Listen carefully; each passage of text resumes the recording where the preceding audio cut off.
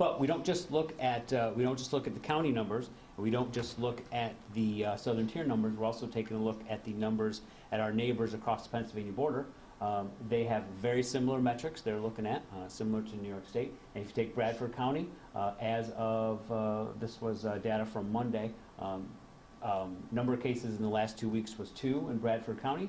Number of cases in Tioga County over the last 2 weeks was 1. So again, not only are we doing a good job here in Chemung County, doing a good job in the southern tier region, and in several of the counties in the northern tier of Pennsylvania. Chris, you want to take over on that? So yesterday, Governor came out and talked about a travel advisory. So keep in mind, we have seen a graph in New York State. We had one of the highest peaks, and we've really brought it down. The travel advisory is helping, seeks to help keep that. As we look at the western states where the number of cases has gone up, you look at the southern states where their graph of cases is almost the inverse, the opposite of ours. They had a kind of a short growth, and then all of a sudden these huge spikes, which is the opposite of us. I think it's important that we don't want to lose all the momentum and all the progress we've made here, hence the reason for this. So keep in mind, the metrics are posted on the state DOH website for what counties are going to be designated as the ones in which a travel advisory will be required for. We're really looking for that, self-quarantine. If you do come back from these locations, stay at home for the 14 days. And again, we don't want to lose all the momentum and all the progress that we've made here. Another piece that I think is important is New York State did it in concert with New Jersey and Connecticut. Again, taking this regional approach has fared well for us so far, and I think will continue to fare well for us. And again, just to reiterate, we don't want to lose all the progress we've made. Certainly from a local health department perspective, we don't want to see spikes, period. But certainly as we kind of, slow down a little bit, in terms of the volume of cases and kind of look ahead and see if there's going to be a plan or a wave 2. We certainly don't want to, have people coming in from other places with higher incidence of this disease and causing us to lose some of that control on our numbers. In terms of the states listed, these are the states that meet the metrics put forth by state DOH, and again, this will be updated regularly on the state DOH website. They're going to monitor all of these. So again, when you come in from these places, we're asking to self-police yourself, stay home for the 14 days. If you have any questions, you can certainly call the health department. We can help you with that, but it's important to kind of monitor this. And I think you got to kind of ask yourself, if you're planning on going anywhere, is it really important? Is this the time to travel? We understand that not everybody that's traveling is traveling for a fun vacation. Maybe it's time to see some relatives, or maybe you're a caregiver. So there's a lot that goes in there. We understand that, but I think it might be time to kind of reassess those things. So keep in mind that the quarantine is what we talked about before. You're at home for 14 days. You're quarantining from people in your home who didn't go on the trip with you, in addition to not going out into the public. And again, the social distancing and the mask use, proper hygiene, can't speak enough to its effectiveness. Look at what we've done in New York State and in Chemung County since COVID started at the beginning of February. I think we all would have killed to be on this side of it, and to be able to look at the graphs that we have here in this, the southern tier in Chemung County and say, wow, we've gotten through this. So I think it's important to keep that going. I also believe mask use and social distancing is going to be with us for a while. Thank you, Dave. I can't tell you how glad we are. I mean, Pete Pizzetti and his staff has done a great job, as many of our departments have. I just want to talk about the enforcement aspect, a little bit of the quarantine order from the governor's office. Because we've got a lot of calls today in reference, if I go to North Carolina for the weekend and come back, do I have to, how's it going to be enforced? How are you going to know that I left? So let me just, so everybody is on the same page here. The governor still has a pause enforcement hotline. Complaints come in through either email or phone calls to there. Somebody can call, maybe somebody tells a work associate, oh, I'm going to Florida this weekend and I'm coming back to work. It's really going to cause a headache around the state to be able to enforce it. We're not out trying to enforce it, but once it's brought to our attention, what we can't have is somebody travel from Alabama that might be positive, and then they come up and they infect a group of people from either going to a grocery store, going to a restaurant, or so forth, and now we've got to track that back. So The governor has tasked the New York State Department of Health to work with the local health departments, and should we find folks that have come back to Chemung County from one of the designated states and they haven't self-quarantined, the local Department of Health will be notified. Pete Bizzetti's folks will take over, and if they have to order a mandated quarantine, we'd go that route, and the State Department of Health has indicated that they'll give us their full support. So, I mean, it's very important that we don't see these numbers go in the opposite direction after all of the hard work everybody has done over the last 4 or 5 months. So, again, as the public health director said, really reevaluate, reassess. Do you really need to travel to these areas that have these high numbers? Because again, say you plan on a 1-week vacation, now you got to add 14 days of that. That's 3 weeks of your benefit time. I mean, it's bringing a lot of questions, not only to the public sector, but the private sector for folks who do come back and have to quarantine. What if they don't have an additional 10 days of vacation? What do they do then? Do they get paid? Is the state going to have their employer put them on sick time and reimburse them? So a lot of questions. We're waiting for further guidance. We've been told that we'll get today and tomorrow. So as soon as we get that guidance, obviously we will get it out, because we have to address this with our in-house employees as well. Obviously, as everybody's aware, Phase 4 will start tomorrow. Phase 4 is going to look a little bit different than a lot of people thought it was going to look like. I think a lot of folks are under the impression that, you know what, if your business wasn't named in Phase 1, 2, or 3, then you must be good to go in Phase 4. Well, we found out day before yesterday from the governor's office that that wasn't the case. So as we move on with Phase 4 tomorrow, what it will include is higher education, low-risk outdoor arts and entertainment, low-risk indoor arts and entertainment, media production, and we have higher education again. So, I mean, this is what it's going to include starting tomorrow. When we asked the question to the governor's office, you know what about gyms and movie theaters and malls and amusement parks, which Phase 4 doesn't include, we were simply advised that they weren't included at the beginning of Phase 4. And that was the terminology. So whether it's a week down the road while we're still in Phase 4, whether it's 2 weeks, we really don't have any clue. And you know what, that's unfortunate, because I think Albany owes an answer to the folks that own these types of businesses to at least say, hey, you know what, it's going to be another 2 weeks, it's going to be 4 weeks. What is the plan going to be? I visited gyms, the public health directors visited gyms. Some of them are set up and ready to go, and it looks like they've put a lot of planning and a lot of work into it. Others might not have done that, but you know what?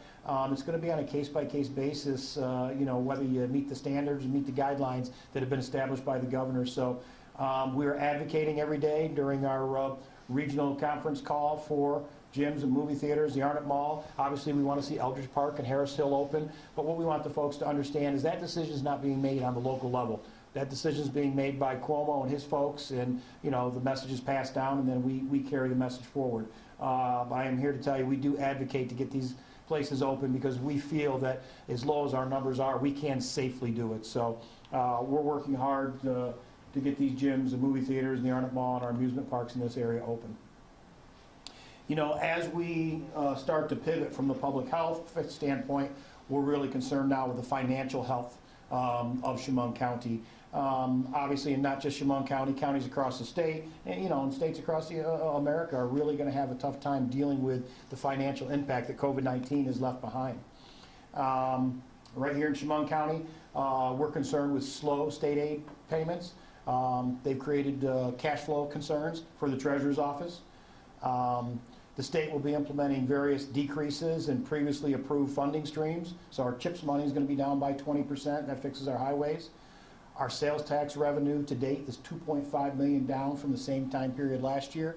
So you have to remember, this is all money that's been factored into the 2020 spending plan. This is money that we don't have now. So I mean, as we pivot from the public health standpoint to the financial health of the county standpoint, I've taken the following action. It's either already been done or will be done by tomorrow afternoon.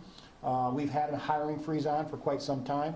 The only positions that are being replaced are positions whereupon the department head or elected official can indicate that we have to have this position because it's either public safety or you know, it deals with something that we have to have. We've done budget reallocations within the respective administrative units, cancellation or postponement of multiple 2020 capital projects, and that will be over the $2 million mark. So I mean, that's roads and bridges and culverts that were due to be fixed in 2020 that aren't going to be able to be fixed because we just don't have the funding to do it. Cancellation or postponement of multiple small building projects. So if we were going to redo one of the county offices or something, that type of thing, I've canceled or postponed those for the 2020 spending plan. And to be honest with you, it's probably going to last well into 2021, or at least through the end of 2021. We really are going to have to see what happens to the economy. Does it pick back up? I've decreased all organizational funding by 10%. So any non-for-profits that receive organizational funding from the county, we're going to be cutting those funds by 10%. And we're also currently reviewing and amending shared services agreements with the various municipalities and outlets we have. So, and as an example, we have multiple shared services agreements with the city of Elmira where the county picks up most of the charge. We're just not going to be able to continue to do that as we move into the future. So we will be meeting with the city of Elmira discussing some of those shared services agreements. So I mean, we really are, I mean, we're in a financial storm here. How we weather the storm, it depends on a couple of things. The status of any possible federal stimulus. So if Washington, D.C. comes up with some type of stimulus that's advantageous to local municipalities, what we don't want to see is the money just given to New York State, because we'll never get it out of Albany. So what we're advocating for is that the money be given to the local level, to the counties, to the cities, to the villages, to the towns. That's the formula we hope that they use. So once we find out if there's a federal stimulus and how much the county's going to get, that'll help us with our finances and what we decide to do. But we're being advised now that decision won't be made until August. So I mean, every month we go into the calendar year is another month we fall behind. And our sales tax revenues, what's going to happen there? We hope they don't decrease on the same average they have been. So for instance, if we were down the month of March over $1 million, are we going to continue to be down $1 million or more as you know, as we progress through the rest of the 2020 financial calendar? We hope not. We hope maybe next month it'll only be down 500, the month after that 400. So we're really trying to base our cuts on, you know, it's a moving target. We really don't know at this point.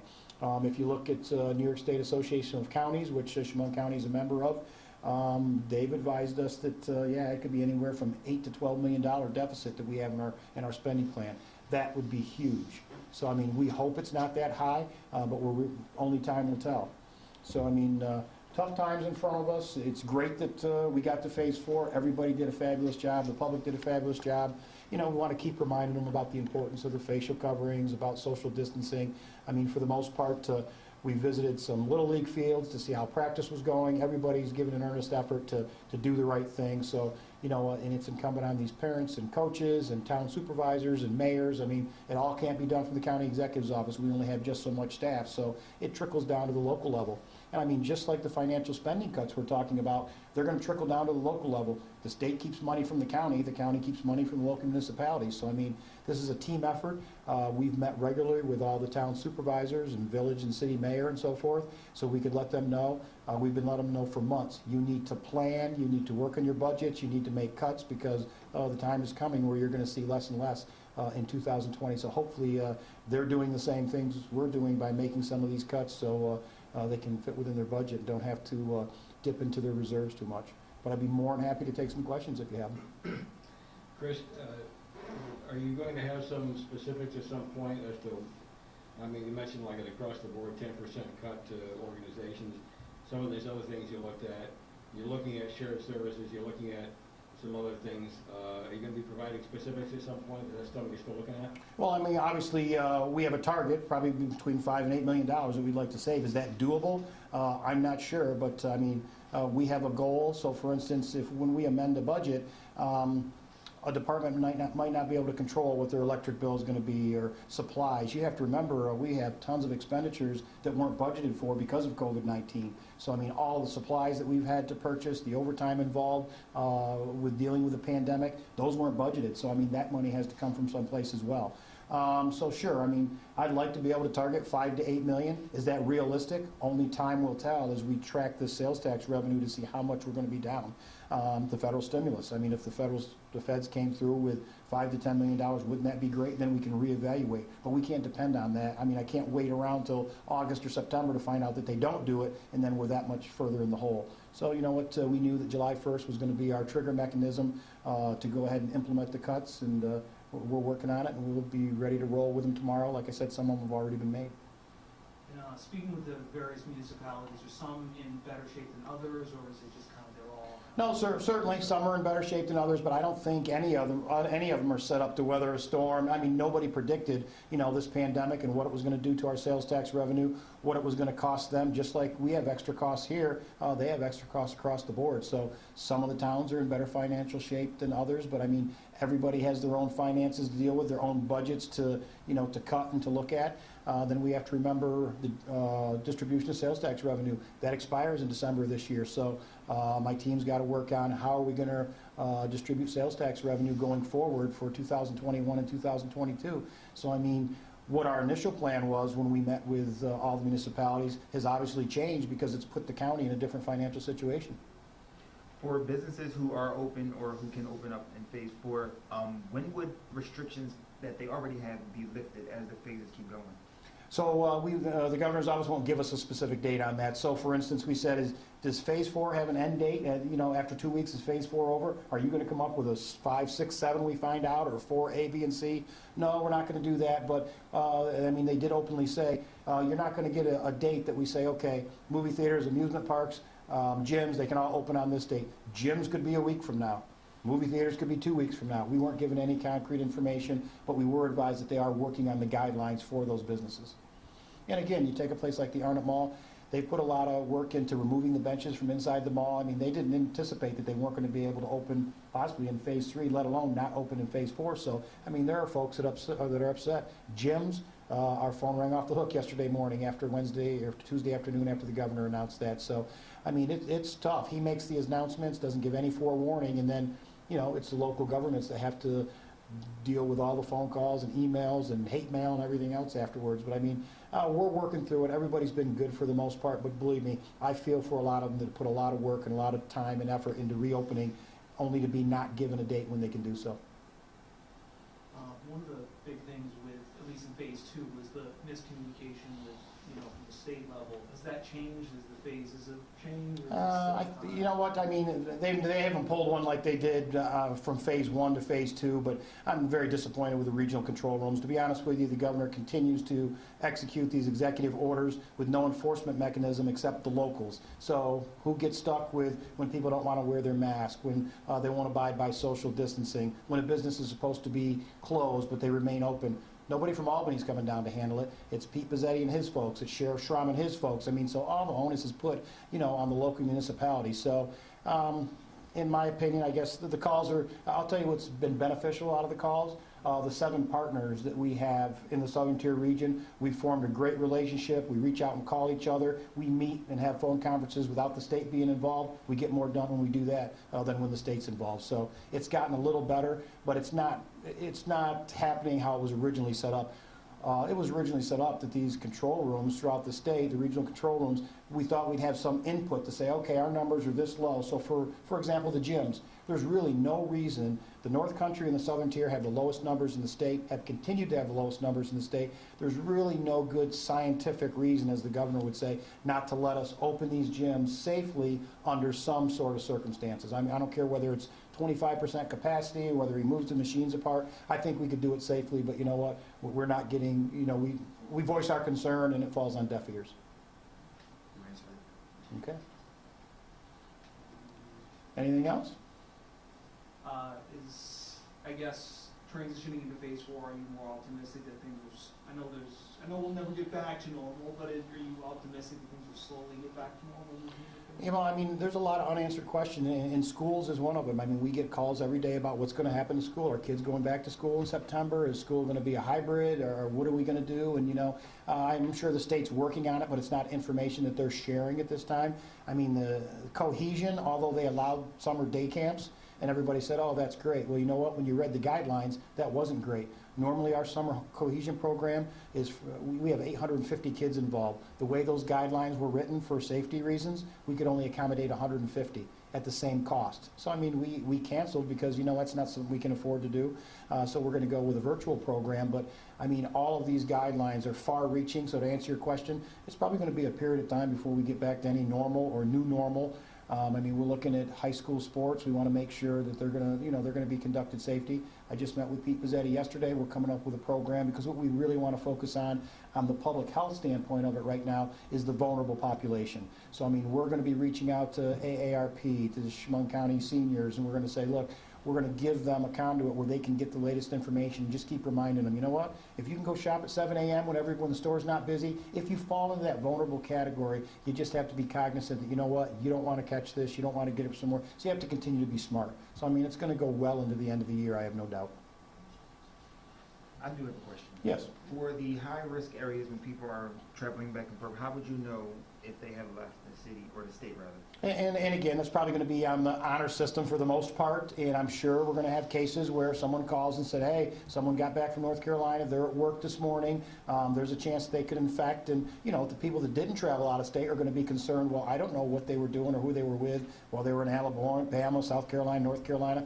Why should they come back and put me at risk of, of contracting COVID-19? So it's going to be tough. A lot of it's going to be the honor system, that people are just going to have to stay home for 14 days. But you're right, a lot of people aren't going to abide by that. So we don't have a way to track it. We're not looking for a way to track it. But if it's brought to our attention and we have to investigate it, the public health director and his office will have to, verify what happened and what we need to do. Okay, so people have been good about, telling Pete's office, hey, somebody traveled or something? Well, I mean, it was just enacted at midnight, so I mean, we haven't gotten any complaints yet, I don't believe, but I'm sure or I haven't anyway, but I'm sure that they'll start flowing in. I mean, I hope not. And again, there's hotlines out there and a web portal that the state set up to, to report that, and then the information goes to the sheriff and the county executive. But I mean, we'll handle them case by case basis, and hopefully, on the honor system, everybody will do what's best for their health, their relatives' health, their friends' health. I mean, because that's who you're going to affect when you come back here. I mean, all this great work we've done, and then you go home and affect a family member. I mean, we don't want to do that. We saw our hospital capacity is great. Our numbers are low. I mean, we want to be able to, if there was a small cluster right now, we're able to handle it. We want to continue to be able to handle it. And that's why, the honor system, we hope, has to work. Because you're right. People would come back and go right back to work, and we wouldn't know it. So let's hope that's not the case. Okay? All right. Thank you very much. We appreciate it. Phase 4 tomorrow, so onward and upward.